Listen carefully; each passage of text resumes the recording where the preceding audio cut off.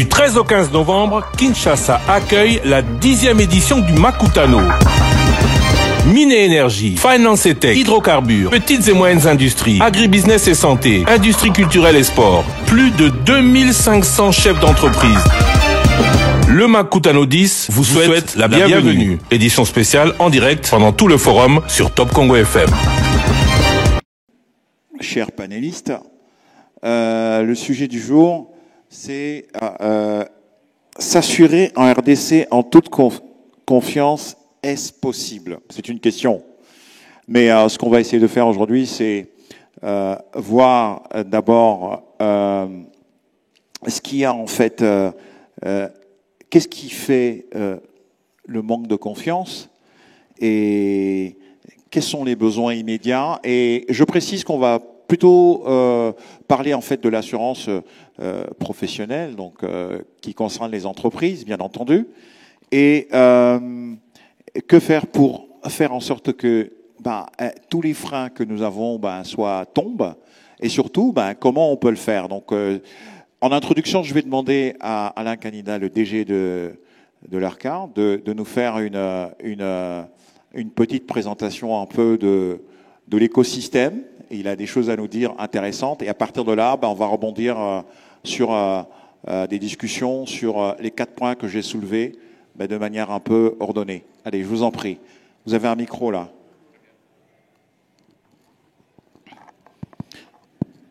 Merci beaucoup. Merci Albert pour la parole. Bon après-midi à tous. Oui, bon après-midi encore. C'est la fin de l'après-midi. Voilà, donc dans ce mot d'introduction, je voudrais naturellement, avant toute chose, saluer encore une fois l'initiative de Makutano pour cette 10e édition. Parce que Makutano reste quand même un cadre dans lequel on peut également faire la promotion de notre pays. C'est une vitrine qui donne en tout cas une image du pays sur le plan des affaires à l'extérieur du pays. Et je voudrais également encore une fois remercier avec les hommages les plus déférents que je peux présenter à notre président de la République pour le soutien qu'il manifeste à l'égard de Makutano, mais également dans cette volonté de voir le développement du secteur privé prendre place dans notre pays et qui est également un moteur important pour le développement. Pour revenir sur le sujet du jour, la question fondamentale a un élément qui accentue un peu la question, c'est s'assurer en toute confiance en République démocratique du Congo. Est-ce que c'est possible? Moi, j'ai déjà la réponse à la question. Je pense que ma réponse, vous l'imaginez.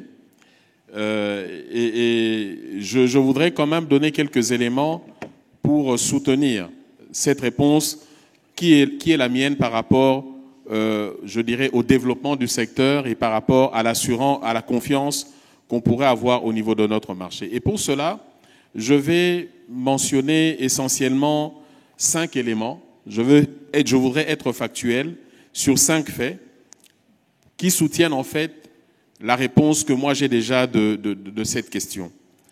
Le premier élément, c'est de rappeler que depuis 2015, au niveau de notre pays, on a libéralisé le secteur par la promulgation de la loi qui porte au Code des assurances et qui amène en fait un paysage totalement nouveau au niveau de notre pays. Nous avions 50 années de monopole avec une seule société qui opérait sur le marché.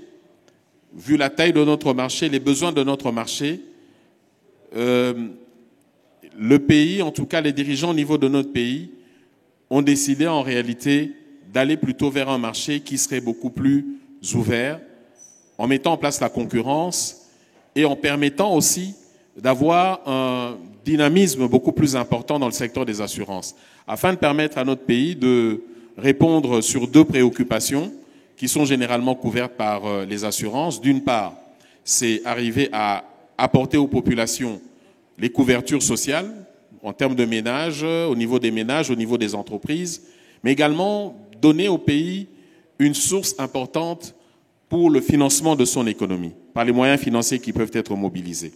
Donc, première chose, c'est ce cadre légal nouveau qui définit le paysage, qui est un paysage qui est nouveau. Le paysage qui existait avant 2015 est totalement différent du paysage qui existe depuis 2015-2016. Et la loi a prévu plusieurs innovations. Ici, je n'en mentionnerai que 3. Premièrement, cette loi a prévu qu'il y ait un acteur important au niveau du marché, qui est le régulateur, l'autorité de régulation et de contrôle des assurances, pour mettre en œuvre cette réforme et jouer le rôle d'arbitre, de régulateur et de conducteur, de gestionnaire de ce marché. Donc ça, c'est une innovation importante et qui joue en fait un rôle de propulsion et de dynamisme au niveau du marché. Deuxième innovation importante que je mentionnerai, c'est le fait que nous sommes l'une des dernières libéralisations au niveau de notre région en Afrique. Nous avons également aujourd'hui en place dans notre pays des assurances obligatoires. La loi en a prévu 6. Et troisième innovation que je voudrais mentionner, qui est également un socle important comme dispositif légal, c'est l'article 286 du Code des assurances qui en réalité interdit aujourd'hui à tous les opérateurs, lorsque vous êtes basé en République démocratique du Congo, de vous assurer à l'étranger. Donc ça, c'est une première innovation, un premier élément, un paysage nouveau au niveau du monde des assurances avec la loi qui porte le Code des assurances. Deuxième élément, qui pour moi soutient ma réponse par rapport à la confiance qu'on peut avoir au niveau de notre marché, c'est la question de la protection des assurés. Dans ce paysage nouveau, les assurés aujourd'hui peuvent se sentir protégés dans la mesure où la mission principale, l'une des missions principales qui est donnée à l'ARCA, c'est justement de protéger les assurés, de veiller aux intérêts des assurés. Que ces derniers se sentent protégés parce que les assurances peuvent simplement être définies comme étant la confiance qu'on doit avoir. Donc il y a la question de la protection des assurés qui, dans ce paysage nouveau, est importante et est prise à cœur par le régulateur que nous sommes, parce que c'est une mission qui nous est donnée. Et ça s'illustre par le fait que aujourd'hui, tous les prestataires des assurances auxquels vous vous adressez sont contrôlés, sont également surveillés par le régulateur, mais également ces opérateurs, aujourd'hui, respectent leur engagement par les indemnisations qui se font lorsque les sinistres surviennent. Troisième élément, en tout cas, pour moi, qui explique et qui est un fait important sur la confiance qu'on peut avoir au niveau de notre marché, c'est le fait que depuis la libéralisation, la promulgation de la loi, on voit un marché qui existe.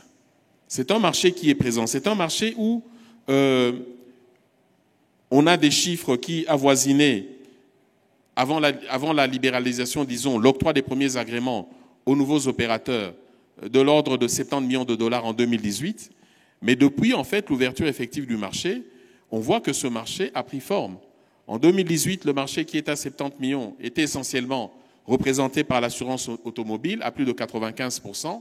Mais depuis, on voit ce marché prendre forme, progresser de manière substantielle et passer le cap des 300 millions de dollars à fin 2023.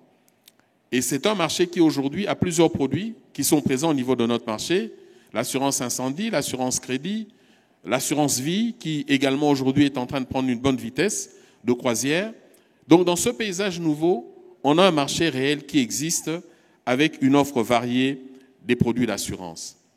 300 millions de dollars, c'est intéressant, mais nous avons en fait un chiffre qui nous préoccupe, c'est celui de passer le cap du milliard de dollars. Passer le cap du milliard de dollars parce que nous estimons que c'est le marché aujourd'hui réel en République démocratique du Congo, c'est le minimum que nous puissions avoir au niveau de notre marché. Et donc au niveau de nos stratégies, au niveau de nos différentes actions, nous mettons tout en œuvre pour développer le marché, pour passer effectivement ce cap-là du milliard de dollars. Donc l'existence du marché est un troisième fait qui est évident, ça c'est factuel parce que les chiffres sont là. L'avant-dernier élément, c'est le fait que, quatrième élément, notre marché est aujourd'hui en contact avec le marché international. Le marché international, parce que le principe des assurances, c'est de pouvoir disséminer, partager les risques qu'on peut porter. Notre marché étant caractérisé par des risques importants, nous avons une interaction avec des opérateurs de renom qui apportent aussi de la confiance au niveau de notre marché à travers la réassurance. Et ce sont des réassureurs qui jouent sur le marché mondial, qui interviennent sur le marché mondial, mais qui interviennent également au niveau de la République démocratique du Congo. Donc ça, c'est un gage également de confiance pour dire si ces opérateurs à l'international ont confiance à notre marché, pourquoi nous-mêmes nous n'aurons pas confiance au niveau de notre marché. Et je terminerai par le 5e fait. C'est une question qui tourne autour du contrôle. Le contrôle que je décline à 2 niveaux. Il y a un contrôle qui est fait par nous régulateurs au niveau des opérateurs d'assurance. Ils sont contrôlés, c'est dans le cadre de la supervision que nous faisons. Nous veillons à ce que la solvabilité soit présente au niveau de leurs chiffres, qu'ils soient respectueux de leurs engagements pour indemniser les sinistres qui arrivent. Nous les poussons également à se développer en termes de capacité financière, mais également en termes de capacité technique, parce que c'est un élément qui est déterminant par rapport aux besoins de leurs clients au niveau des assurés. Donc il y a ce contrôle qui est fait, ce contrôle que nous perfectionnons pour avoir les meilleurs outils, les meilleurs standards en termes de contrôle des opérateurs d'assurance, pour protéger également les assurés. Mais je voudrais terminer sur l'autre volet du contrôle, parce que la loi a prévu par exemple les assurances obligatoires. Les assujettis, les assurés, eux-mêmes, doivent aussi faire l'objet de contrôle du respect de la loi. Est-ce qu'ils respectent les assurances obligatoires? Est-ce qu'ils le font selon ce que les textes ont prévu? Et là également, il y a un pan important de travail qui est fait pour que les assurés eux-mêmes soient contrôlés. C'est de cette manière-là qu'on peut également pousser le développement du marché. Et là, je voudrais dire, et aux opérateurs d'assurance et aux assujettis, les assurés, ce n'est pas parce que vous ne voyez pas le contrôle qu'il n'existe pas de contrôle. Vous avez intérêt à voir le contrôle se faire plutôt que de ne pas voir les contrôleurs. Donc il faut toujours être prêt à faire face à ces contrôles et à pouvoir les assumer. Donc c'est un chapitre également qui, dans le travail que nous faisons, les priorités que nous mettons en place, redynamiser le contrôle, réactiver les contrôles pour que la loi soit respectée et que ce marché puisse se développer. Enfin, je terminerai, ce n'est pas le mot de conclusion puisque c'est une introduction que je fais, mais en tout cas pour cette introduction, je dirais pour nous, de notre point de vue, le New Deal, pour nous, serait en fait de pouvoir mettre en place un cadre réel de dialogue et de discussion. Mais il faudrait que ce soit une discussion qui soit sincère avec les opérateurs économiques, mais qui doit également être basée sur la confiance. Quand je dis sincère, ce n'est pas parce qu'un opérateur économique me dit « moi je respecte la loi » et que quand moi je regarde les chiffres, je pense que pour que vous respectiez la loi, on doit voir vos primes d'assurance avoisiner les $1000, je donne un chiffre, et que dans les chiffres, on ne voit que $200 ou $300, je me pose la question sur la différence. C'est pour ça que je dis qu'il faut que nous discutions sincèrement. Nous dire, mais où passent les 700 autres dollars? Pourquoi ces autres $700 ne passent pas par notre marché? Et l'ARCA a toujours été ouvert dans les discussions, dans les écoutes, mais ça ne veut pas dire parce qu'on est courtois qu'on ne peut pas sanctionner. On peut aussi sanctionner dans la courtoisie. Merci. Super. Oui, alors dans notre jargon, nous parlons d'opérateurs d'assurance. Ouais. Là, nous prenons tout l'écosystème des opérateurs, les sociétés d'assurance, les courtiers, les sociétés de réassurance, les différents intermédiaires que nous contrôlons directement. Et nous avons évidemment les opérateurs économiques, mais les opérateurs économiques, ce sont les entreprises qui sont les assurés en réalité. Mais il n'y a pas que les opérateurs économiques, tous les agents économiques, les ménages, les individus, les particuliers. Très bien. Merci beaucoup. En tout cas, on a bien compris qu'en 2015, c'était vraiment le départ, l'ouverture. On a bien compris effectivement que vous êtes en train de travailler sur 6 piliers essentiels. Vous avez travaillé sur 6 piliers essentiels. La première, c'est effectivement votre existence qui est manifeste. La deuxième, c'est l'obligation sur certaines assurances. La troisième, si j'ai bien compris, c'est la protection des assurés, très important pour la confiance, vous l'avez dit. Et la quatrième, c'est les marchés internationaux, donc la réassurance. Et cinquième, c'est le contrôle. Et vous avez vraiment vous avez mis de l'emphase là-dessus. Et puis sixième, si j'ai bien compris, le New Deal, qui est en fait le dialogue que vous devez avoir avec les opérateurs, sincère. Apparemment, il y a de la friture dans la ligne, c'est ça? Voilà. Non. On va en parler.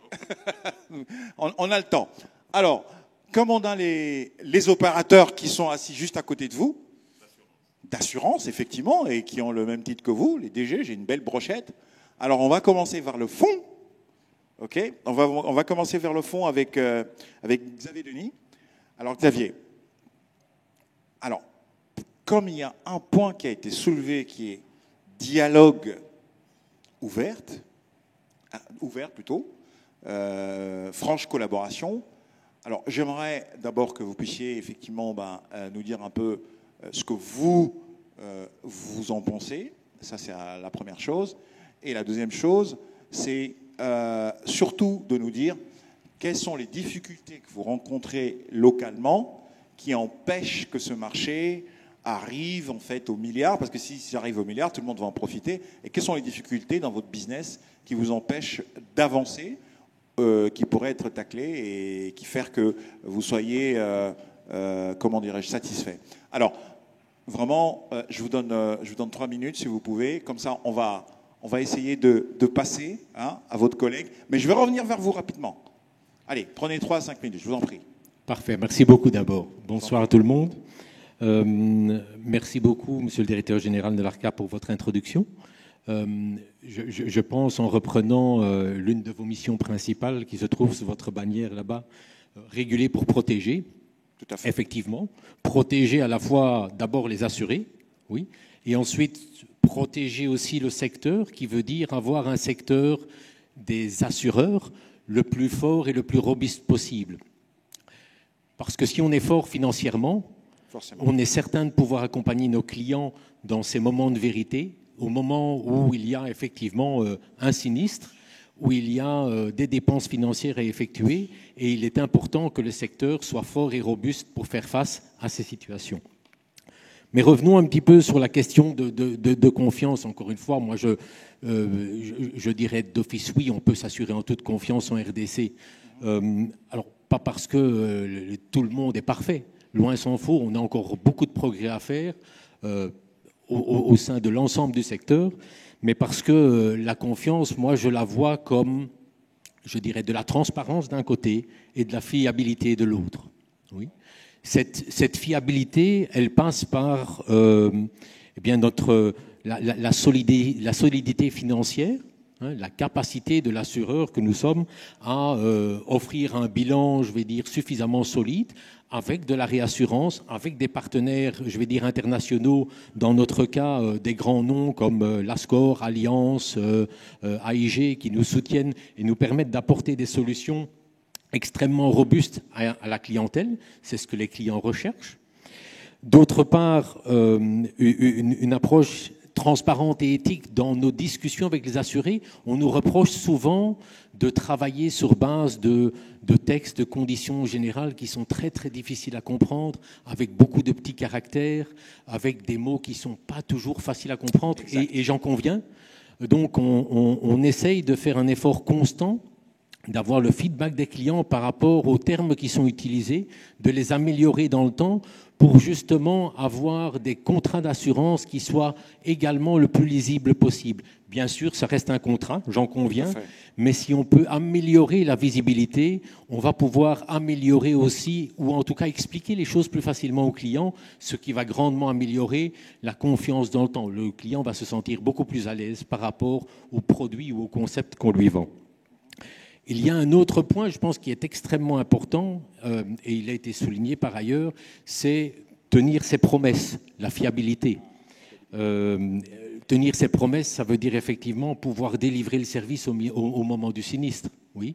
Ça veut dire aussi avoir des traitements qui soient accélérés, pas trop lourds en termes administratifs, pour que le client ne se sente pas délaissé.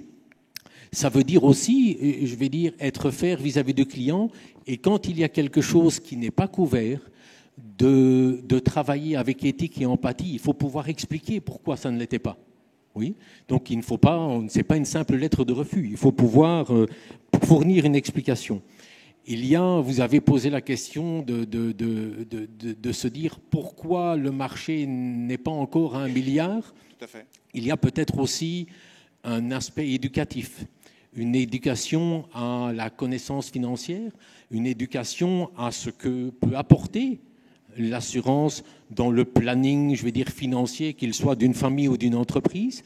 Et là, effectivement, les opérateurs, les assureurs ont un rôle extrêmement important à fournir en termes de guidance, de propagation de l'information, d'éducation dans le sens positif du terme, pour expliquer qu'en fait, sans notre contrepartie, ou en tout cas avec la contrepartie financière apportée par les assurances, on leur permet de construire des projets plus importants à l'avenir. Si aujourd'hui vous voulez construire ou bâtir, développer une entreprise, que vous avez des emprunts à faire, c'est plus facile si vous avez des assurances couvrant, je vais dire, les biens ou le risque d'entreprise que vous allez prendre. Pourquoi ? Parce que le financier derrière, eh bien, il sera rassuré en termes d'approche de risk management que vous avez, et se dire que si les choses vont mal, eh bien, il y aura un partenaire financier derrière qui va pouvoir vous accompagner et vous aider à vous relever. Tout à fait. Donc, voilà. Alors, on a parlé également de la prévention des risques, si vous me permettez encore un tout petit mot. En termes de prévention des risques et de conseils, je pense qu'il est extrêmement important que l'on puisse, surtout au niveau des entreprises, soutenir nos assurés, soutenir nos entreprises dans une approche de gestion des risques, de risk management. Pourquoi ? Parce qu'on n'est pas là simplement pour la partie transfert de risques, on est également là pour les accompagner, pour pouvoir réduire ceux-ci, et pour pouvoir faire face de manière plus cohérente, plus intelligente, je vais dire, dans l'avenir, à des taux et à des primes qui soient beaucoup plus compétitifs. Donc cet accompagnement représente pour nous un élément essentiel de la stratégie. Super, merci beaucoup en tout cas. Je vous en prie. Denis. Gaudens, j'aimerais savoir un peu, au-delà de la protection, au-delà de la transparence, au-delà de la fiabilité et la sensibilisation, parce qu'il faut éduquer effectivement la population et vos clients de manière générale par rapport aux bienfaits de l'assurance. Vous, comment est-ce que vous voyez la chose sur la confiance, la transparence et surtout la relation que vous avez avec et le régulateur et vos clients, et qu'est-ce qui peut faire en sorte que on puisse atteindre effectivement le milliard facilement, et qu'est-ce qu'on peut mettre dans la machine pour que ça avance plus vite?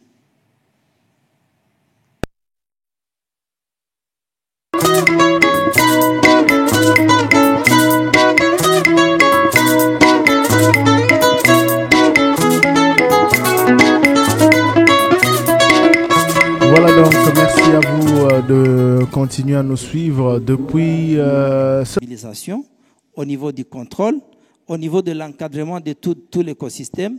Heureusement que nous avons des autorités, à commencer par le ministère des Finances, le régulateur lui-même, qui nous accompagne dans ce chemin-là. Et nous restons confiants que l'avenir est meilleur pour le secteur de l'assurance en RDC. Et nous y croyons, nous sommes inscrits dans ce programme-là et nous nous investissons pour y arriver. Merci. Merci beaucoup, Gaudens. Je pense que effectivement, comme vous l'avez dit, on passe pas, on n'est pas sur un marché à 300 millions de dollars comme ça. C'est que quelque part, il y a une confiance. Et donc, la route vers le milliard est ouverte. Alors, je comprends aussi que c'est une nouvelle aventure. Et que ce que vous êtes en train de dire et que j'ai cru comprendre, c'est qu'il peut y avoir des ratés, mais l'essentiel, c'est d'avancer. C'est ça? Ok, très bien.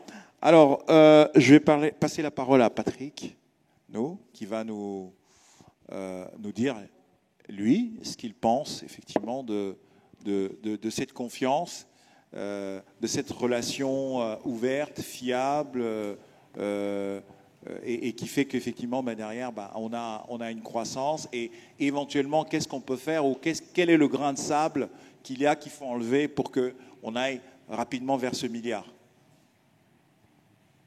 Merci. Bonsoir à tout le monde et bienvenue à ce forum sur les assurances. Moi, je dirais, pour commencer, que le milliard, il est là. Bonne nouvelle. Le milliard, il est là, il n'a pas besoin d'une confiance. On a juste un code des assurances on a l'article 286. Lorsqu'on mettra les contrats en place, le milliard il va venir pas par la confiance, mais par la contrainte. Alors que ce n'est pas ça le but du jeu. Par la contrainte, vous avez dit. Par la contrainte, parce qu'ils ont un article qui les oblige à venir s'assurer. On a l'article 286 du Code qui interdit aux sociétés de s'assurer en dehors de la RDC. Très bien. Ils viendront parce que le régulateur jouera son rôle, va les obliger à venir. Mais ce n'est pas ce dont nous avons besoin. Ce dont nous avons besoin, et ce genre même de primes d'assurance, le milliard dont on parle, c'est des primes qui, pour la plupart, sont rétrocédées sur les marchés mondiaux, mais qui ne participent pas réellement et véritablement à l'essor de l'économie nationale, ce dont nous recherchons. Exact. Ce qu'on recherche aujourd'hui, c'est la confiance entre les assurés, donc la population congolaise, et les acteurs que nous sommes. Et cette confiance, elle doit se mériter, elle se construit. Hein, je pense que c'est tout comme dans un couple. Tout à fait. On ne vient pas à un mariage sans se faire confiance. Malheureusement pour nous, nous venons de très loin. Nous venons d'un monopole qui a été un peu préjudicial à notre marché, à notre corporation. Étant entendu qu'on percevait déjà dans notre pays les assurances plutôt comme une taxe et non comme un facteur d'enrichissement ou un facteur de protection. Et c'est cette confiance-là que nous devons établir. Aujourd'hui, la pénétration des assurances dans le marché, OK, avec 300 millions, nous sommes à 0,7. Mais ce qu'il faut savoir, c'est que dans les marchés matures, généralement en Afrique, on est autour de 3,2. Mais il y a des marchés comme l'Afrique du Sud où ils sont à plus de 11%, au Maroc, ils sont à 8%. Mais comment ces marchés, ils ont une certaine forme de maturité, la population a confiance en les assurances parce qu'ils savent qu'on a un métier très difficile, de sorte qu'on ne vend pas quelque chose de tangible qu'on peut toucher. On vend une promesse. Déjà, de par notre métier, la pénétration est compliquée pour nous de vendre une promesse à quelqu'un, de lui dire « je vais être présent le jour où tu serais sinistré ». Déjà ça, il faut qu'ils comprennent. Et donc, instaurer la culture assurantielle au sein de notre population. C'est là le combat de nous, assureurs, et de notre régulateur. Donc, ça va passer par beaucoup de vulgarisation, ça va passer par beaucoup d'éducation pour que la population comprenne que le bien fondé même du produit assurantiel. Parce que lorsque nous allons travailler sur les assurances qui sont profitables pour le pays, donc les assurances que nous pouvons garder, l'automobile, le transport, les assurances vie, qui permettront aux compagnies d'assurance d'avoir suffisamment d'assets et d'equity, par exemple pour réinvestir dans l'économie nationale, c'est en ce moment que nous allons jouer notre vrai rôle, le rôle qui devait être le nôtre, mais ça prendra du temps. Ça prendra du temps tout simplement parce que n'oubliez pas que nous sommes un nouveau-né. Tout à fait. Nous sommes un nouveau-né, le marché, on a tout. Dieu merci, nous sommes un nouveau-né, mais avec une Rolls-Royce. Hein. Nous sommes un nouveau-né qui avec une Rolls-Royce, mais qui doit conduire sur la latérite. C'est un peu compliqué. Ça, c'est l'histoire de la RDC et le potentiel. Et on a un code des assurances qui est magnifique, on a un cadre réglementé qui est magnifique, on a un régulateur qui joue son rôle parfaitement. Et maintenant, ensemble avec le régulateur, nous devons nous battre pour faire de la vulgarisation. Et c'est seule cette vulgarisation. Lorsque nous payons des sinistres, on a eu le mois d'octobre, le mois du service client, sur lequel nous, par exemple, au niveau de ma société, nous avons beaucoup communiqué avec le public par les réseaux sociaux pour expliquer aux gens que toutes les compagnies ici présentes payent les sinistres. Aujourd'hui, nous payons des sinistres.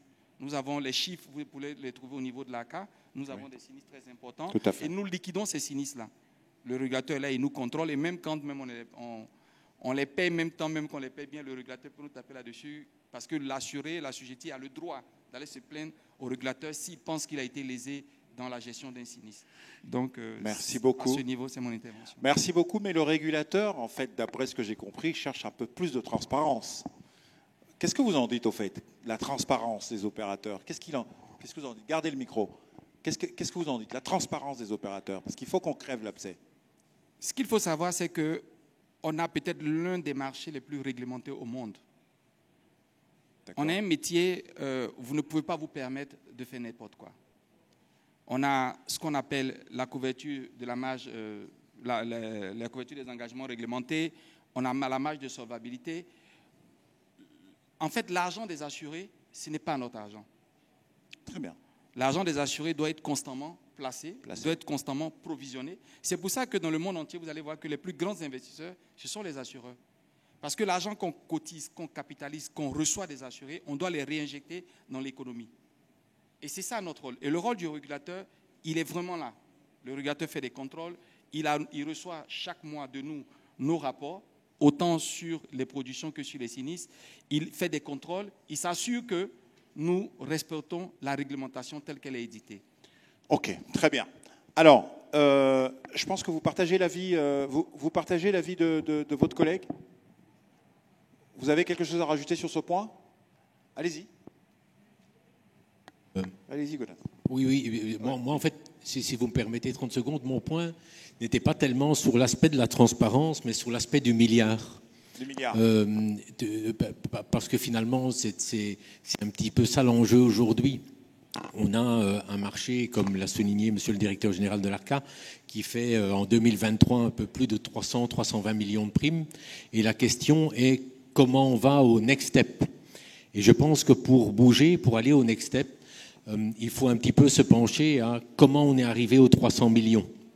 Je pense que ou en tout cas c'est ce que moi j'ai observé, cette première tranche des 300 millions que nous avons tous souscrites ou des clients réalisés sur le marché étaient à la base des clients qui avaient le mindset déjà de l'assurance, principalement des plus grosses entreprises, des grosses PME, des très grandes entreprises qui, comme ça a été souligné, pour une partie d'entre elles étaient déjà assurées à l'étranger et donc avaient cette culture, je dirais, de l'assurance.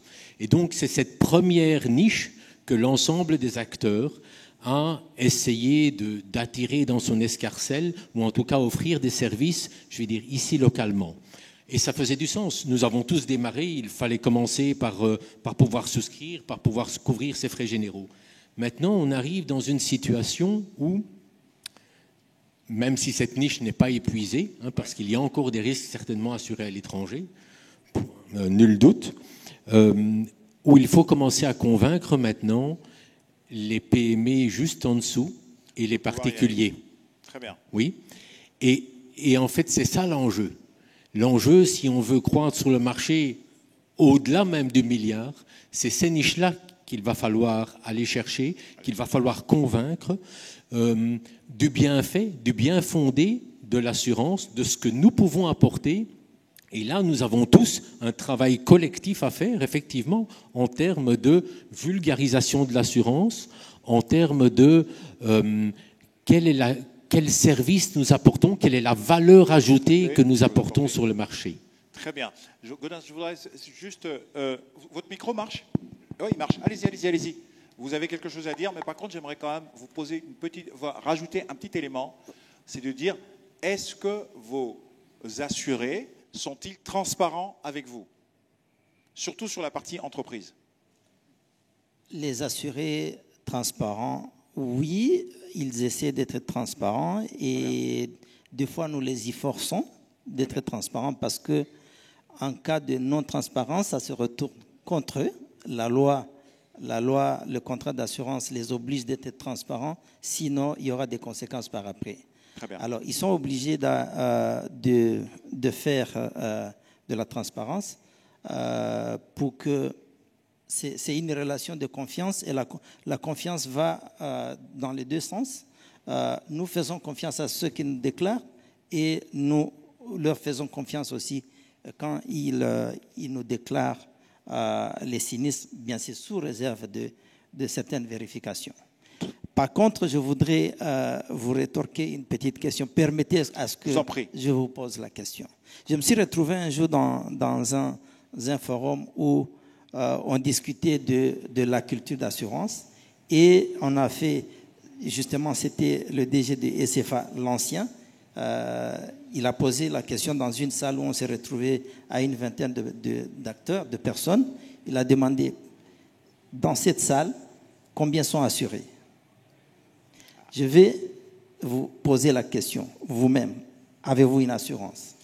Oui, j'ai une assurance. Laquelle? Civile. C'est le minimum. Vous habitez une maison? Pardon? Vous habitez une maison?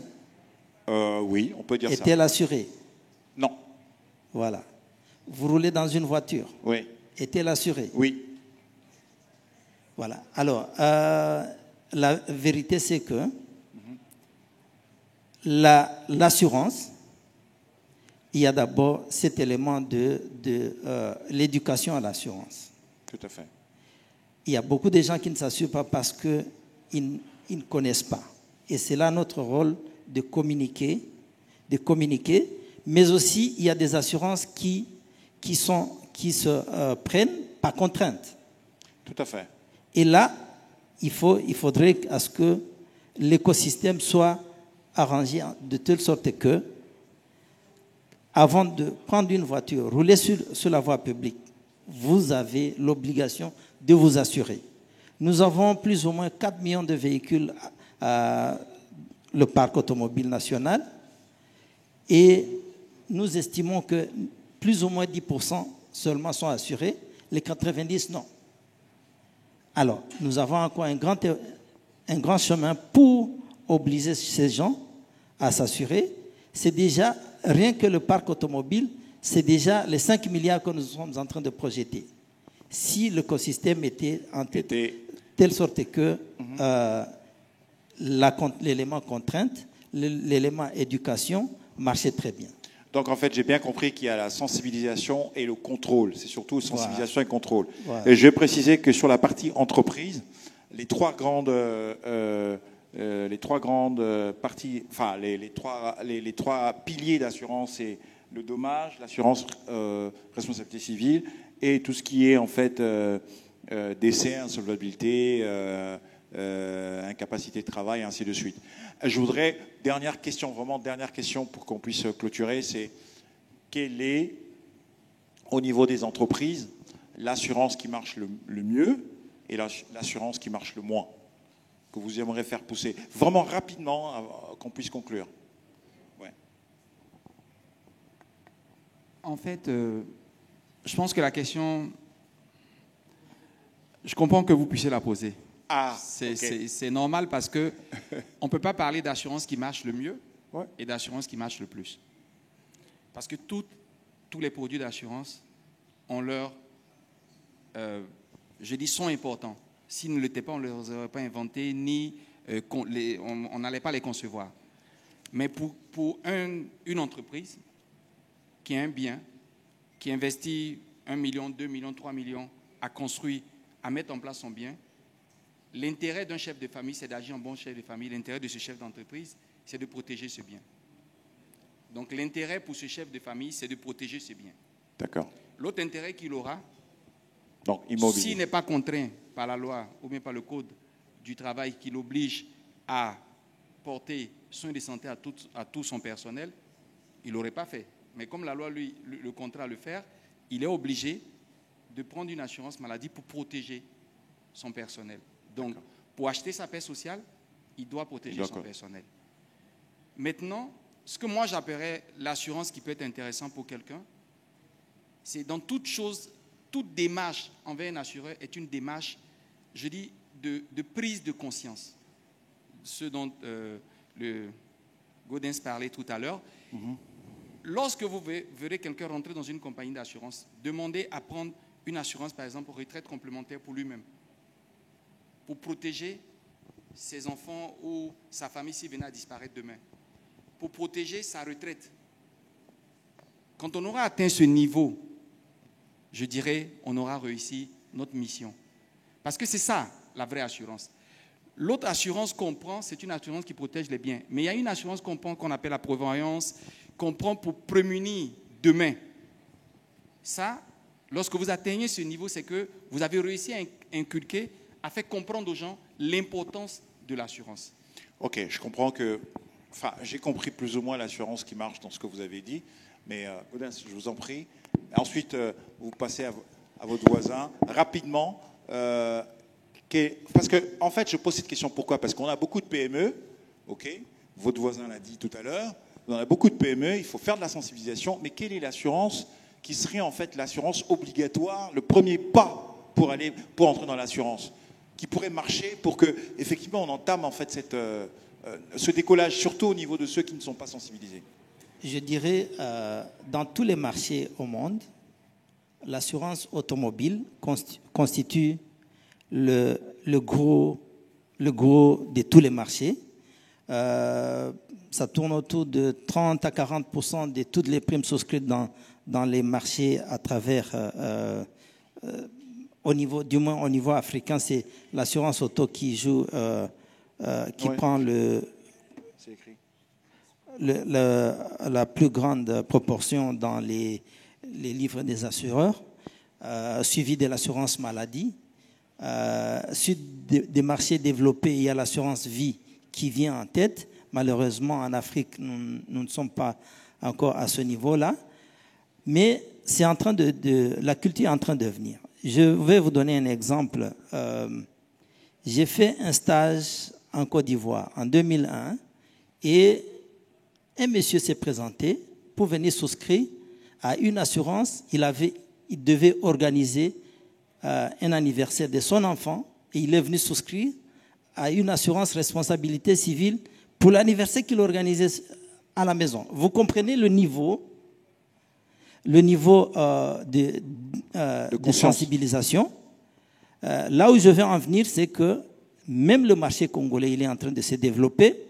Et à titre d'exemple, l'événement Makutano qui est en train d'être organisé, il est assuré. Il est assuré. Ce matin, vous avez appris qu'il y a eu un événement. Oui. Eh bien, il a pris soin de s'assurer. On peut applaudir. Donc, c'est en train de... On peut applaudir là-dessus, hein, vraiment. La culture est en train de s'établir. Nous voyons de plus en plus tous les événements, les concerts, les conférences. Les gens souscrivent à ces assurances. C'est des assurances qui ne sont pas obligatoires. Contrairement à l'assurance, certaines assurances comme l'assurance auto, il y a encore du chemin à faire, mais nous y sommes. En tout cas, je dirais que nous sommes sur la bonne voie et il suffit seulement de mettre les ingrédients nécessaires. Nous y arriverons. Merci. Xavier ? Pour répondre rapidement à votre question, je pense qu'au niveau des PME, on a déjà une certaine sensibilisation à la RC automobile. Donc je ne mettrai pas l'accent là-dessus. Je pense que là, la pénétration a déjà fait un peu son effet. Je pense qu'en termes de risque, là où l'exposition pour les PME est importante et où elles n'ont sans doute pas encore franchi le pas, c'est sur la partie assurance dommage incendie. Oui, parce que bien souvent, elles ont un parc immobilier, elles ont des machines, elles ont du matériel, elles ont des marchandises. Et en cas d'inondation, en cas d'incendie, et on en a eu quelques-uns récemment, je vais dire, tout ça peut se chiffrer très rapidement à des montants extrêmement importants. Cette partie-là est donc essentielle. Et une seconde qui est liée à ça, qui est la perte d'exploitation après ce type de sinistre. Pourquoi ? Parce qu'il faut pouvoir relancer son activité, reconstruire son stock, reconstruire son bien. Tout ça prend du temps. Et ces assurances de type perte d'exploitation après incendie vous permettent en fait de joindre les deux bouts, d'arriver à avoir une solution financière qui vous accompagne dans cette reconstruction et de ne pas vous retrouver avec un cash flow tout à fait négatif auquel cas vous allez vous retrouver à devoir fermer boutique, ce qui serait dommage.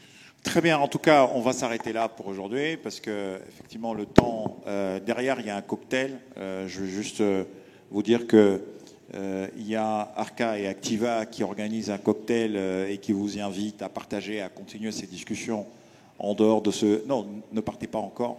Il faudrait que je fasse... c'est moi qui suis le maître de cérémonie aujourd'hui. Alors, messieurs les DG. Donc, alors, je vais juste conclure. Quand je dis conclure, c'est... Je vais juste répéter ce que moi j'ai compris. Et moi, j'ai compris qu'il y a un problème de sensibilisation. Il y a un problème, bon, je ne parlais pas de problème, mais de difficulté au niveau de la, entre guillemets, de la transparence, okay, à tous les niveaux. C'est normal, hein, le pays en souffre. On est en train de progresser, okay, et j'ai compris aussi que le régulateur était impatient et que vous, les opérateurs, vous êtes en train d'y aller progressivement, étape par étape, et j'espère que tout ça va se rejoindre à un moment et on pourra parler effectivement du milliard en se disant que le milliard, on l'a atteint. Alors par contre, J'avais des questions sur savoir est-ce que le milliard correspond à la taille du pays, pourquoi est-ce qu'il y a tant d'immeubles qui s'écroulent et est-ce que derrière il y a des assurances ou pas, est-ce qu'on a des assurances décennales, est-ce qu'il y a beaucoup de les contrôles, comment ils sont faits, on n'a pas le temps pour ça. Toutes ces questions, je suis en train de jeter à la salle parce que je suis en train d'exciter un peu la salle parce que je sais qu'on va au cocktail et ils pourront vous poser ce type de questions parce qu'on n'a pas le temps. En tout cas, on a compris qu'on est sur la bonne voie, monsieur le régulateur.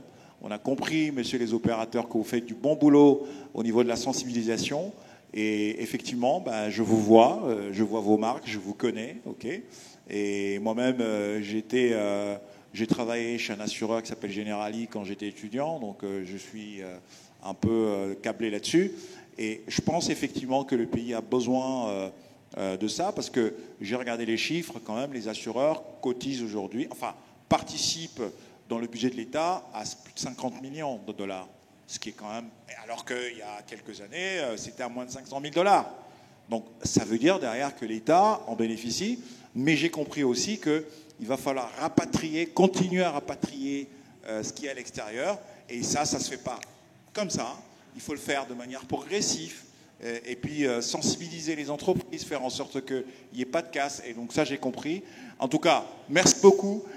Désolé pour la salle, on doit y aller, parce que vraiment, le cocktail nous attend, et profitez-en, ils sont là, tous les 4 DG, la belle brochette, et posez toutes les questions que vous voulez, et si jamais ils ne répondent pas, appelez-moi. Merci. Au revoir.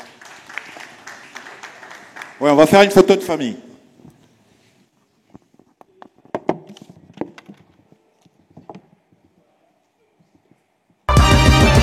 Du 13 au 15 novembre, Kinshasa accueille la 10e édition du Makutano. Mine et énergie, finance et tech, hydrocarbures, petites et moyennes industries, agribusiness et santé, industrie culturelle et sport. Plus de 2500 chefs d'entreprise. Le Makutano 10 vous souhaite la bienvenue. Édition spéciale en direct pendant tout le forum sur Top Congo FM.